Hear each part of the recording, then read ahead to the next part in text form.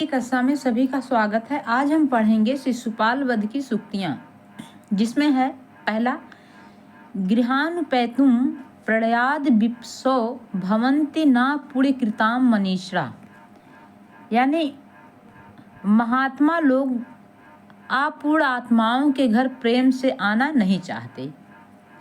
दूसरा है, श्रेयसी केन तृप्यते, मंगलमय कार्य में कौन तृप्ति हो सकता है। मंगलमय कार्य में कौन तृप्ति हो सकता है, अर्थात कोई नहीं। ये सूक्ति बहुत ही इम्पोर्टेंट है परीक्षा की दृष्टि से। तीसरा है आपका, सदाभिमानैक धना ही मानिना,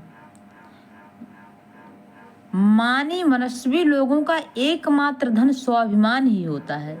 सदाभिमानिनायक धना ही मानिना। आगे है,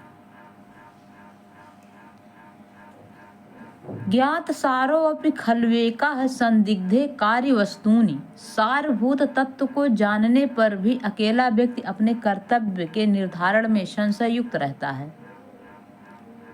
आगे है पांचवा, महीयांसा प्रकृत्या मित भाषिणा, बड़े लोग स्वभाव से ही कम बोलते हैं।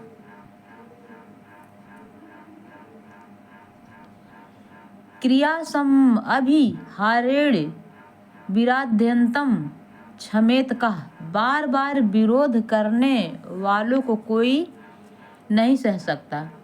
सर्वा स्वार्थ समीहते, सभी लोग अपना स्वार्थ चाहते हैं। ये भी इम्पोर्टेंट सूक्ति है। सर्वा स्वार्थ समीहते शिशुपाल वध की है। नाश्य गंधापि मान भृता सहनते, मनस्वी लोग दूसरे की गंध को भी सहन नहीं करते। शास्त्रम ही निश्चित धियाम क्वा न सिद्धिम एत, निश्चित बुद्धि वाले व्यक्तियों का शास्त्र सर्वत्र सफल होता है।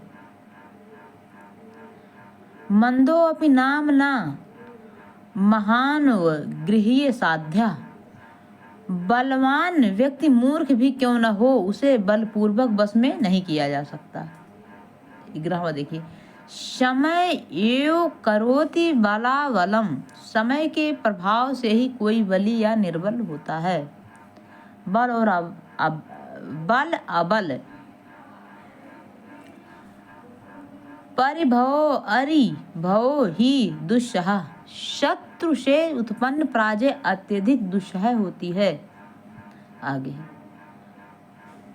भवति महत्सु न निष्फला प्रयासा, महापुरुषों की सेवा का कोई प्रयास व्यर्थ नहीं होता। आगे है, क्षणे क्षणे यन्वताम उपेति तदेव रूपम रमणीयताया, जो प्रत्येक क्षण में नवीन प्रतीत हो वही सुंदरता का स्वरूप है। सुंदरता का स्वरूप है। आगे देखिए, छत सकल विपक्ष तेजसा सा स्वभाव, सभी विपक्षियों को नष्ट करना तेज का स्वभाव है।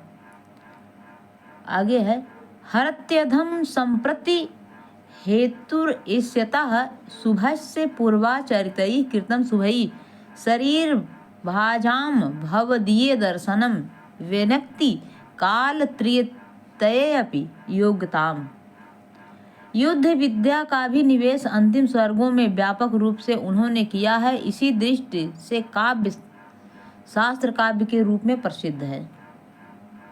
आज की कक्षा यहीं पे समाप्त होती है। धन्यवाद।